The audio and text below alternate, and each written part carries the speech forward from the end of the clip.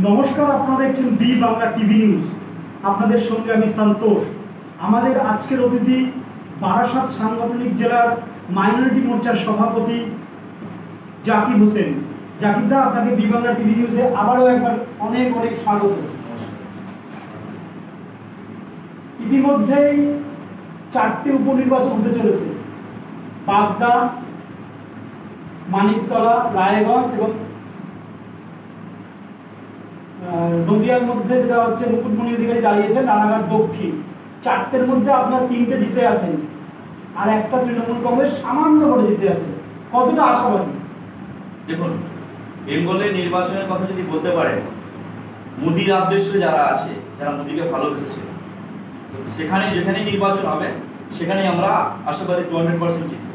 আর এবারে যারা উপনির্বাচন যেখানেই আছে, ভারতীয় জনতা পার্টি যারা কার্যকর্তা যারা আছেন, তারা ভারতীয় জনতা পার্টিই করেছে, মোদিকে দেখেই ভালোবেসেছে, মোদিকেই দিকে চলছে। এবারে যেখানে যেখানে নির্বাচন হচ্ছে সেখানে আমরা 200% জয়লাভ করব।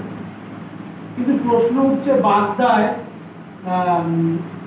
আপনাদের বিজেপির অনেকগুলো মণ্ডল সভাপতি পদত্যাগ করেছেন ইতিমধ্যে, এবং তারা নির্দল প্রার্থীকে দাঁড় করিয়েছেন, এবং নির্দল প্রার্থী তার বিজেপির পতাকা নিয়ে নমিনেশন জমা দিতে গেছে, এবং তারা বলছে প্রকৃত তারা চেয়েছিল এখানকার স্থানীয় প্রার্থী, কিন্তু বহিরাগত প্রার্থী এনেছেন শান্তনু ঠাকুর এবং বিজেপি নেতৃত্ব। এরকম অভিযোগ করা হয়েছে যে টাকার বিনিময়ে নাকি প্রার্থীপদ দেওয়া হয়েছে, যার ফলে ওখানে বিরাট রিয়াকশন হচ্ছে, যার ফলে মধুপর্ণা যেহেতু ঠাকুর বাড়ির মেয়ে, তার জেতার সম্ভাবনা নাকি প্রবল হয়ে উঠছে, যেখানে 20,000 ভোটে এগিয়ে আপনাদের বাগদায় বিজেপি। তারপরেও আপনি কি বলবেন? দেখুন, যেখানে যেখানে প্রার্থী দিয়েছেন, উচ্চনেতৃত্ব যেভাবে ভেবেছেন সেখানে প্রার্থী দিয়েছে, কারা বিরোধিতা করছে, যারা ভারতীয় জনতা পার্টি করে, মোদিকে যারা ভালোবাসেন, তারা বিরোধিতা করতে পারে না। কিছু মণ্ডল সভাপতি আছে, বলবো না যে তারা বিজেপি করেছে, হ্যাঁ করেছে বিজেপি, কিন্তু তার মধ্যে কিছু তৃণমূলের সুশীলিত আছে, তারা এই কাজগুলো করছে, আদৌ কোনো লাভ হবে না। যেখানেই নির্বাচিত হবে আমরা জানি, আশাবাদী আছি 200% আমরা জিতব।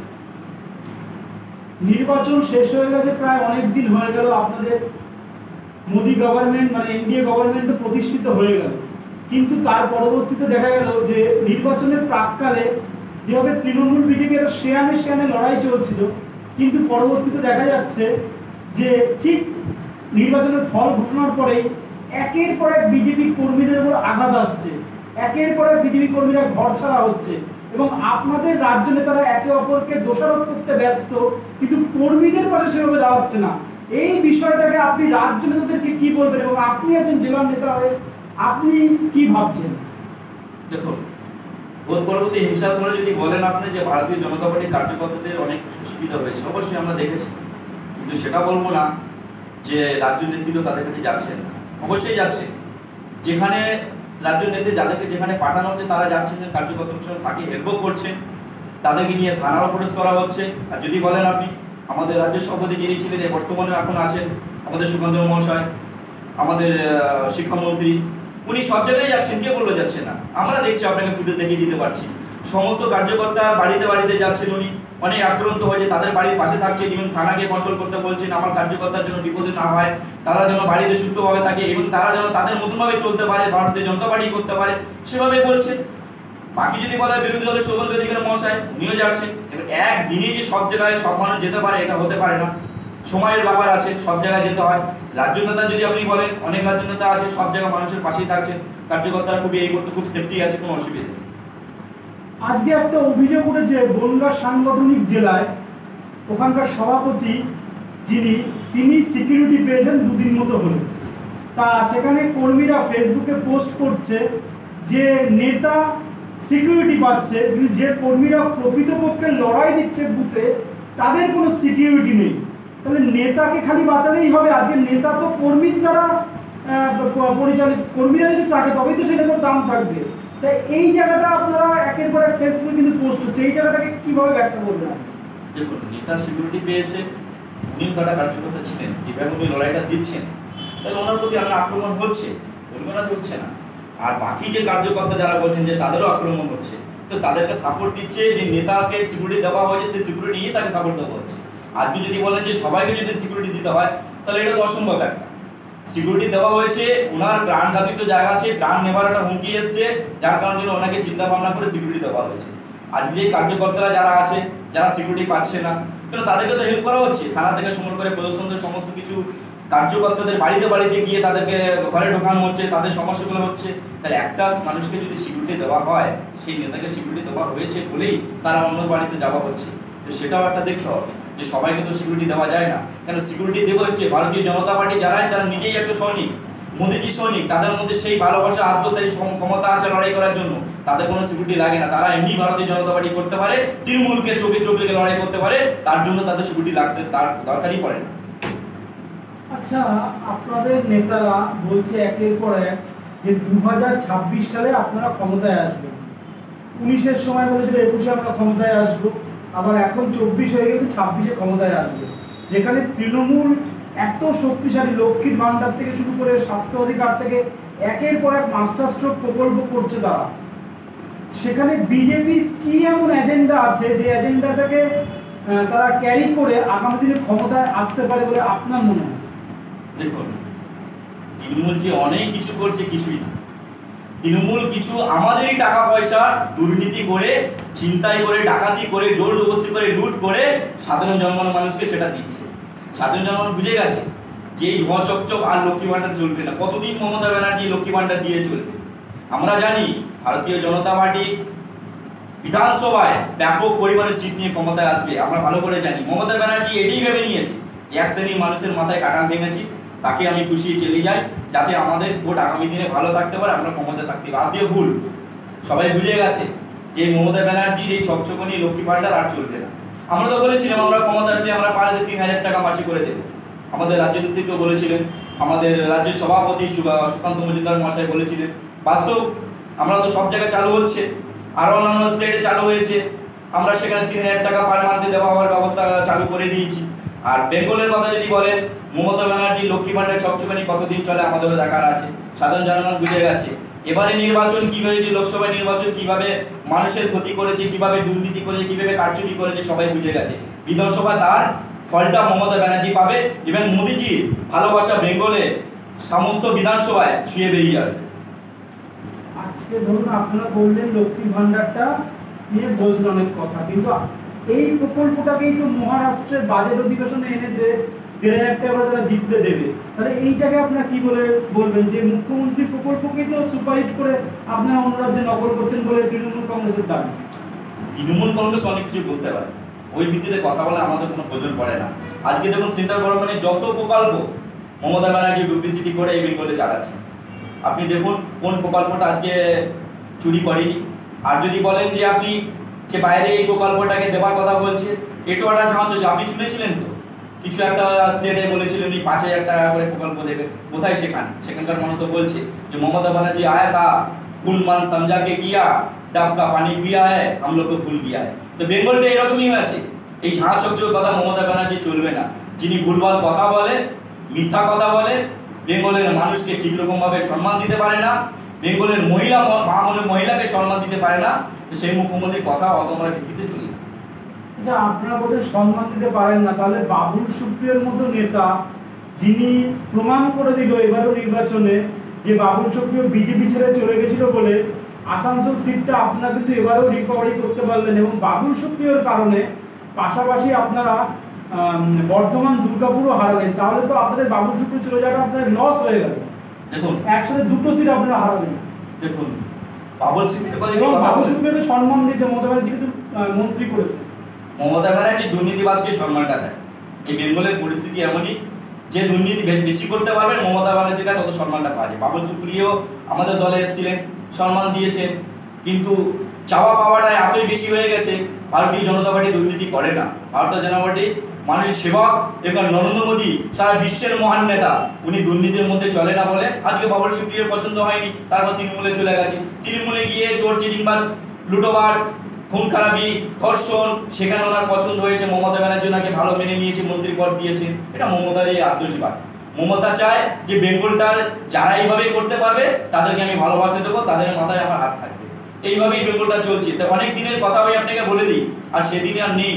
মমতা ব্যানার্জি ভাইপোকে এবারে বিধানসভার আগে বাঁচাতে পারে কি সেটা আমাদের দেখার আছে।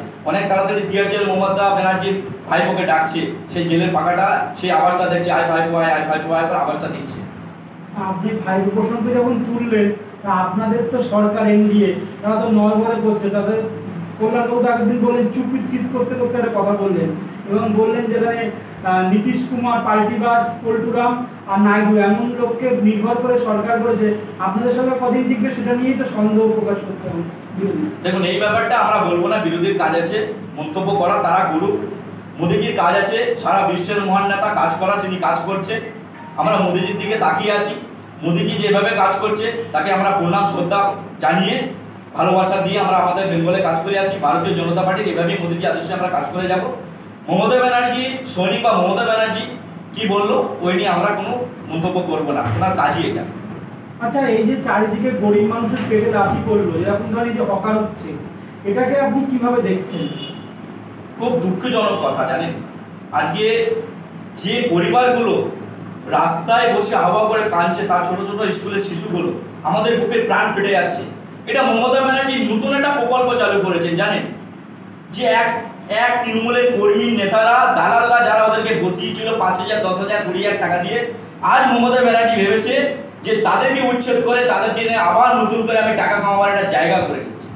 মমতা ব্যানার্জির এইটাই কাজ, বেঙ্গলটাকে কোনোদিন ভালো হতে দেবে না, বেঙ্গলে কোনোদিন শিক্ষা হতে দেবে না, বেঙ্গলে কোনোদিন কর্মসংস্থান মানুষের শান্তিতে থাকতে খেতে দিতে পারবে না। এই মমতা ব্যানার্জি আবার নতুন একটা কামাবার জায়গা করেছে, তার কারণে যে সমস্ত হকার মানুষ ভাইদেরকে তাদের চোখের জল টপ টপ করে ফেলছে। এই মমতা ব্যানার্জি এর কাজই ওটা। আচ্ছা, পশ্চিমবাংলায় বিজেপির টার্গেট গুলো তো সনাতনী হিন্দু ভোট, যেখানে 65% এবং সংখ্যালঘু ভোট 35%। তাহলে তৃণমূল কিন্তু পরীক্ষা দিতে বসছে 100 নম্বরে আর বিজেপি বসছে 65 নম্বরে। যেখানে আপনিও হয়তো আমার সাথে একমত হবেন যে 65% 50 পাওয়াটা যথেষ্ট কঠিন, সব হিন্দুকে এক জায়গায় করা খুব কঠিন ব্যাপার। তাহলে মুসলিমদের যদি এইভাবে আক্রমণ করে, তাহলে মুসলিম ভোট তো কোনোদিনই তারা পাবে না, এরকম একটা জায়গাতে চলে যাবে। তাহলে কি আপনারা আদৌ কি পশ্চিমবঙ্গের ক্ষমতায় আসতে পারবেন কখনো? কিভাবে ব্যাপারটা আপনি বলবেন? 200% আমরা পশ্চিমবঙ্গের ক্ষমতায় আসবো।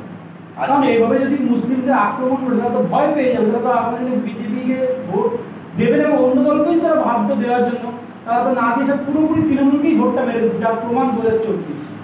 মমতা ব্যানার্জি যেভাবে মুসলিমদের উপর আক্রমণ করে, তো সেখানে যদি দেখা যায়, দেখুন মুসলমানের এমন একটা জায়গা মমতা ব্যানার্জি করে দিয়েছে, তাদেরকে লক্ষ্মী ভান্ডার বলুন, এমন ভুলভাল কথাবার্তা বুঝিয়ে রেখে দিয়েছে। ওরা আতঙ্ক আছে এখন মুসলিমরা, বলছে যে আমরা কোথায় কি করব। ভারতীয় জনতা পার্টিকে ওরা ভালোবেসেছে, ভারতীয় জনতা পার্টিকে ওরা ভোট দিচ্ছে, কিন্তু মমতা ব্যানার্জি এমন একটা আক্রান্ত করে দিয়েছে শিক্ষার দিক থেকে শুরু করে দেবা পাওয়াটা এমন একটা জায়গা করে দিয়েছে, তার কারণের জন্য এটা সমস্যা হচ্ছে। কিন্তু আমি আপনাকে বলে দিই, আজকের দিনে এখানে বলে যে ভারতীয় জনতা পার্টি ক্ষমতায় পশ্চিমবাংলায় আসবেন এবং মুখ্যমন্ত্রীকে হাত ধরেই ক্ষমতায় আসবেন। মুসলমানরাই মমতা ব্যানার্জিকে ঝেঁটিয়ে বিদায় করবে, এরপরে মোদীজিকে ভালোবাসা দিয়ে মোদীকে নিয়ে আসবে। আপনাকে শেষ প্রশ্ন, আজকে যেভাবে দ্রব্যমূল্য বৃদ্ধি, পেট্রোল ডিজেল থেকে শুরু করে একের পর এক সবজি আনাজপত্রের দাম বাড়ছে, গরিব মানুষের একেবারে রান্না করে ছ্যাঁকা লাগছে, তারা একেবারে ধূলিসাতের পথে এগিয়ে যাচ্ছে, তাদের সংসার চালাতে খুব কষ্ট হচ্ছে। আপনারা সেন্টারে আছেন, আপনারা প্রধানমন্ত্রীকে কি বার্তা দেবেন? দেখুন, বেঙ্গলের যে ব্যবসাগুলো হচ্ছে না, মমতা ব্যানার্জি 2021 থেকে এই ব্যবসাগুলো বাইরে পাচার করছে। আমাদের বেঙ্গলের জিনিস বেঙ্গলে বিক্রি হবে, বেঙ্গলের জিনিস কিছু কিছু বাইরে বিক্রি হচ্ছে, যেখান থেকে আমাদের রপ্তানিটা ভালো লাভ হতে পারে। কিন্তু মমতা ব্যানার্জি এখানে কি করছে, চাষি ভাইদের কাছ থেকে কম দাম কিনে বেশি দামে বাইরে সাপ্লাই করছে, যাতে নিজের ফান্ডিংটা লাভ হতে পারে, নিজের অ্যাকাউন্টে টাকা জমতে পারে, ভাইপো ভালো থাকতে পারে। আজকে প্রধানমন্ত্রী জি আমাদের নরেন্দ্র মোদীজি দেখছেন যে বেঙ্গলটাকে কিভাবে ভালো রাখা যায়, বেঙ্গল চাষি ভাইদের কিভাবে উন্নতি করা যায়, কিভাবে তাদের লাভবান করা যায়, সেই ব্যাপারটা উনি দেখছেন। আমরা এই ব্যাপারটা নিয়ে আমাদের রাজ্য সভাপতি এবং আমাদের শিক্ষামন্ত্রী সুকান্ত দাস মহাশয়কে আমরা জানিয়েছিলাম। উনি বলেছেন যে এই ব্যাপারটা আমরা চাষি ভাইদের সঙ্গে কথা বলেছি এবং কিছু গত কাল বা পরশু দিন আপনারা দেখেছেন দিলীপ দা কিছু দীঘার কিছু মাছ ব্যবসায়ীদের সঙ্গে আলোচনা করেছে, তাদের কিভাবে ব্যবসায়টা ভালো হতে পারে, কিভাবে উন্নতি হতে পারে, কিভাবে লাভবান হতে পারে, সেই ব্যাপারটা দেখছেন। আমাদের টোটাল রাজ্য নেতৃত্ব যারা আছেন তারা সবাই দেখছেন সকলে একটাই চিন্তা করেছেন যে বেঙ্গলটায় কিভাবে চাষি ভাইরা বাঁচতে পারবে, চাষি না বাঁচলে আমরা বাঁচতে পারবো না। মমতা ব্যানার্জির কোনো চিন্তা নেই, উনি জানেন যে বেঙ্গলে দুর্নীতি করব, বাইরে থেকে আমার দুর্নীতির টাকা আসবে, বেঙ্গলটা আমি শান্তিতে আমি চালবো, আমার ভাই চলবে। ভাইপো আর নিজে ছাড়াও কিছু বোঝে না। তো এই ব্যাপারটা নিয়ে মোদিজি অবশ্যই আমাদের দেশের প্রধানমন্ত্রী, উনি অবশ্যই দেখছেন। আর আমরা জানি মোদিজি যেটাই করবেন ভারতবর্ষর সেটাই মঙ্গল। আপনাকে অসংখ্য ধন্যবাদ এতটা সময় দেওয়ার জন্য বি বাংলা টিভি নিউজের পক্ষ থেকে। আপনারা শুনেই নিলেন জেলার নেতা জাকির হোসেন সাহেব, তিনি তার নির্বাচন থেকে শুরু করে এখনো পর্যন্ত যে সমস্ত বিষয় নিয়ে তিনি অকপট একদম সরাসরি তার ভাষণের মাধ্যমে তিনি সমস্তটাই তুলে ধরলেন বি বাংলা টিভি নিউজের পর্দায়। এরকম নিউজের আপডেটের জন্য অবশ্যই নজর রাখুন শুধুমাত্র বি বাংলা টিভি নিউজ ডিজিটালের পর্দায়। এছাড়া লাইকস, কমেন্ট, শেয়ার করতে ভুলবেন না। ক্যামেরায় শুভাশিস সরকারের সাথে সন্তোষ সদকার রিপোর্ট, বারাসাত, উত্তর 24 পরগনা।